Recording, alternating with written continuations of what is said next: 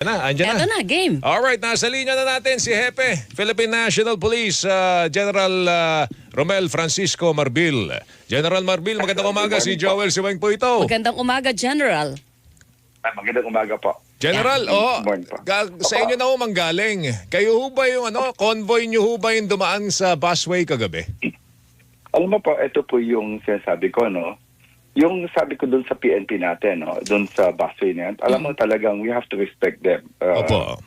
Ang ano po natin, there's an emergency, then dahil lang kayo, patiket kayo, kasi talagang they're just doing their job. Sabi ko ngayon sa SAIC na yan. But kahapon kasi talagang kung pansinin nyo, there's an emergency and there's an issue that we have to resolve. Kaya nga po kanina, the SALG will announce yung accomplishment kagabi. And that's what, OT lang po yung masasabi namin. Kailangan po yung mga presensya po ng mga pulis namin na higher ups to attend a meeting, a closed door meeting of what will happen dun sa operation last night. Ito po yun. Okay, categorical lang, General. It was your convoy.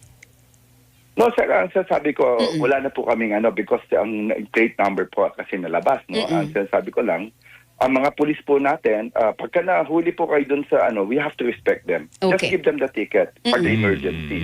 Ang sabi ko nga dun sa IC na to, lahat naman po kami, we're just doing your job. Hindi naman po sila party nila to determine yung discretion nila. Basta sige, ticket na natin. Kaya nga may arbitration na pagka nahuli ka, then pwede naman tayo magsabi, sir, dumala po kami because of emergency, then let it be. Yan po yung natin. Okay. I will not say kasi nalabas po yung plate number and have to respect. Yun na po yung inaano natin. Ang natin. Basta trabaho po nila. We have to respect them. Ganito po yung natin. Yan po. That's ang sabi ko lang, let's come up with talk to them, a better courtesy. Na pagka nahuli yung mga tao natin, you have to also protect the identity of the people. Wala dapat.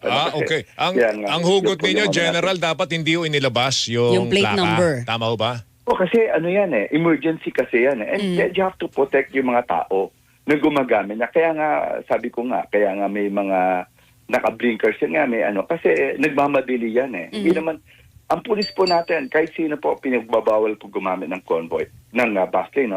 In case of emergency, just follow them, give them the ticket, huwag niyo argue, then explain nyo lang bakit natin kinamit. Sa arbitration. Kasi wala po talaga, wala po talagang you have to respect this, yun po yung batas natin. Okay. And it was an urgent meeting sa Campo Crame, General.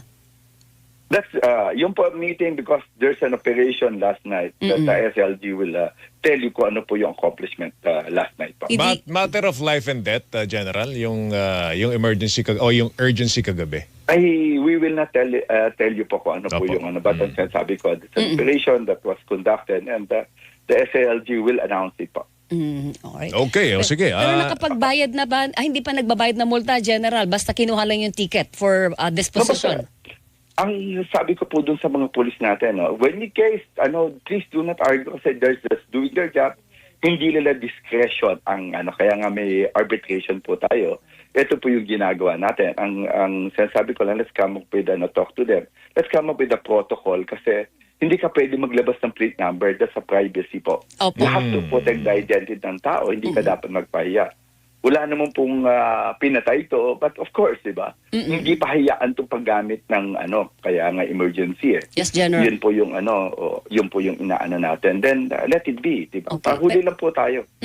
Pero dahil naniniwala kayo na may basis yung pagdaan doon sa busway and pinatanggap naman yung ticket, wala pong pangangailangan para humingi ng paumanhin sa publiko ang Philippine National Police sa pangyayari?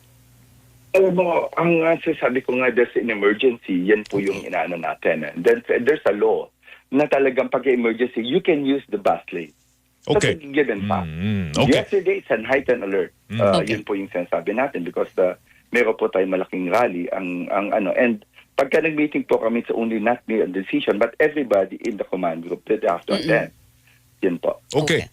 Ganito lang, Jen, kasi incidentally, mamaya makakausap namin si Secretary Vince Dizon. Ipapahatid po namin yung concern po ninyo, no?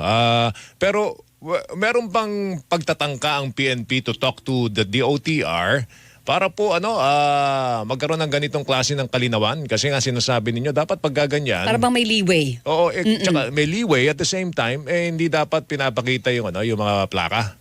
Kasi nga, Meron na po, there's a memo already that if you can, the PNP in marked vehicles, you can use po yung bus lane. Emergency, that's a given fact.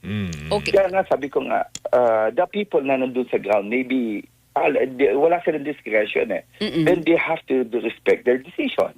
Patikat lang po tayo, kaya nga meron tayong batas na pagka nakikita kami arbitration, then yun Opo. na lang po tayo. Then we follow rule. And sa ganitong pagkakataon, General, ano ba, hindi nakakayanin na halimbawa, bago pa dumaan sa busway, especially kung hindi yung responde talaga sa krimen ang pagpasok sa busway, I-coordinate. yung prior coordination po, hindi nakakayanin ba yon? Hindi po man, pagka emergency, walang prior, nagmamadali ka eh. Yun po yung ano natin eh. Hindi kagad ganito po yung ano natin.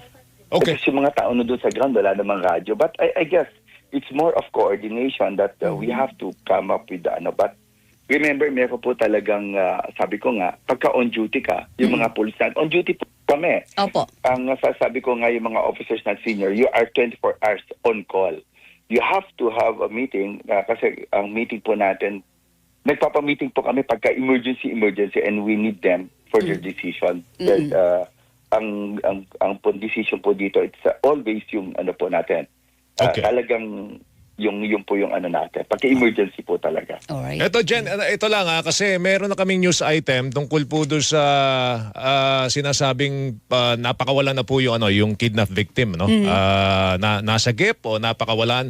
Siguro hintayin namin yung announcement po ng SILG po dyan. Pero in general, General Marbil, ano ba? Tumataas ba yung insidente ho ng kidnapping? Is that a concern No. that we have to be we have to worry about, General? No, ang kidnapping po hindi tumataas. But because of the remnants ng Pogo po and these people, ang mga utang-utang, ito po yung gusto namin tanggalin eh. Remember, it was cut in December 31. And ito may mga investment, may mga utang na talagang nagsisingilan. That's one of the portion na kikita namin.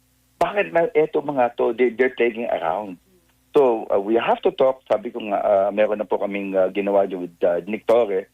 Of course, I'll ask General Ocobo and yung immigration.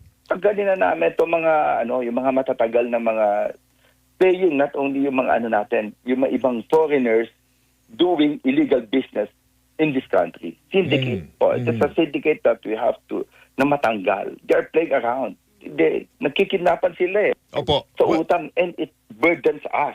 Nauubos yung pondo namin looking for these people. O nga, Jen, ano ba? Well accounted for ba ito mga taong ito? Yung bang mga taong dapat ay dinideport na po natin? May listahan po ba tayo noon?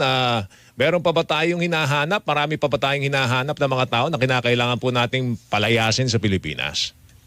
Po, marami po. And nandun po yung sabi ko nga, marami po tayo. Kaya nga po marami pong pansinin niyo, marami po kami hinuhuli mga illegal na pogo na yung mga tawag po natin dito. Nagigirila pogo. Yun po yung hinahabol natin. And Ano the po? local last time, guerrilla pogo, yung alam mo yung kanya-kanya nagmamashroom. Opo. They're doing their own. Yes. General, anong standing order ninyo sa mga regional, provincial directors po ng PNP para po sa operasyon sa mga to, yung mga dayuhan na sabi nyo nga sila nagkikidnapan kasi nagsisingilan sila ng utang. Mga remnants po ng Pogo. Sabi ko nga, it's yung sa amin, we need to have yung help on immigration. It's a immigration issue po yung mga tao. But ang sabi ko, let us look dun sa mga syndicate, yung mga nag-ooperate ng mga Pogo, with the help, of course, ng PAOK po. It's a combination of PAOK, NBI, and immigration po, with the PNP. Let's get rid of them. Sila yung naggugulo dito sa bansa natin. Okay. Jen, salamat sa oras mo. Mag-ingat ka. Sir, Thank you. thank you. Good morning. Morning Thank po you sa po. inyo. Good Si morning. Police Chief General Romel Francisco Marbil.